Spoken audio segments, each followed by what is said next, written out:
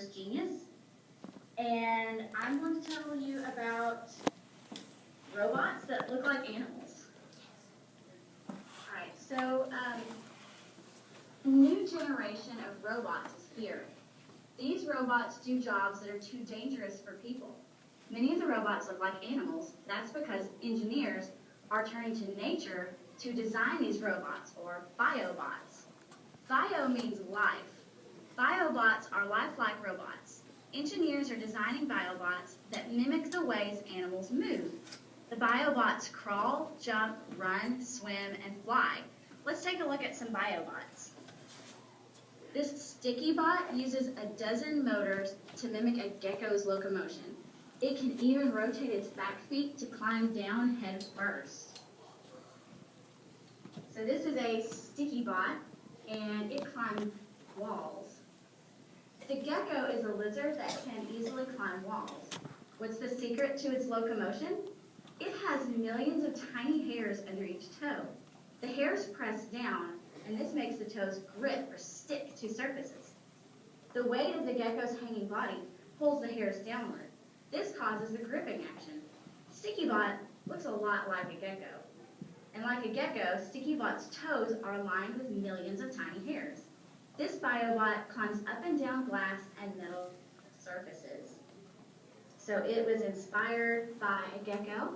It climbs, and it is used for military patrols, search and rescue, and building inspections.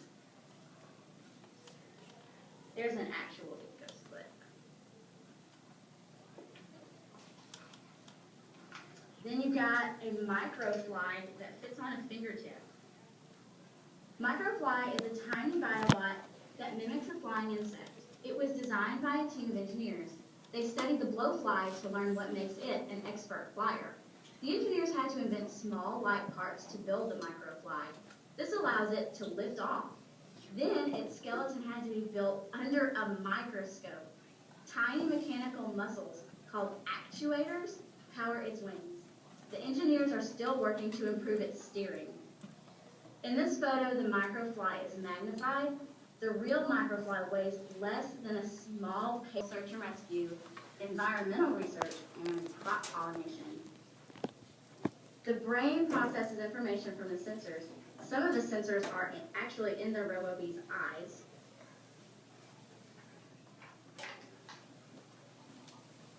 Then you've got the Precision Urban Hopper. It jumps over buildings.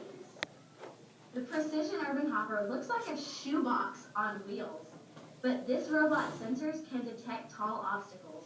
It was built to jump over the objects. Its rod acts like a powerful leg.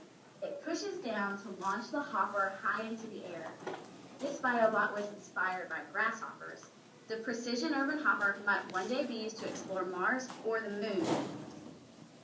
And this is a picture. It shows a hopper actually jumping over a scientist. It can jump almost 2 stories high. It's got wide wheels to help move over bumpy surfaces. And this is the rod that pushes down and makes it fly up so high. It's used for military patrol, search and rescue, and space exploration. Oh, this is neat. This is a robo-lobster. It's a super sniffer. It can crawl. It's used for explosives location, pollution tracking, and sea life research. A lobster can crawl along the seafloor, and it has multiple legs. Its sensitive antenna can smell food it cannot see. A biobot called a robo-lobster looks like the real thing. Sort of. It has a shell, a tail, and many legs, and it has antennas that can detect chemicals. These biobots might someday be used to find pollution or underwater mines, and here some of them are underwater. They are about 2 feet long, and they weigh about 7 pounds, which is about the size of my small dog. This is a fishbot. Fishbots follow the leader. Swimming in schools help fish swim and survive. Each fish swims close to its neighbors. The whole school moves as a single unit. If one fish changes direction, The others quickly follow it. This helps fish escape danger and find food. Use less fuel. Springs, joints, and many other parts help the big dog move. Then there's a cheetah that outruns humans.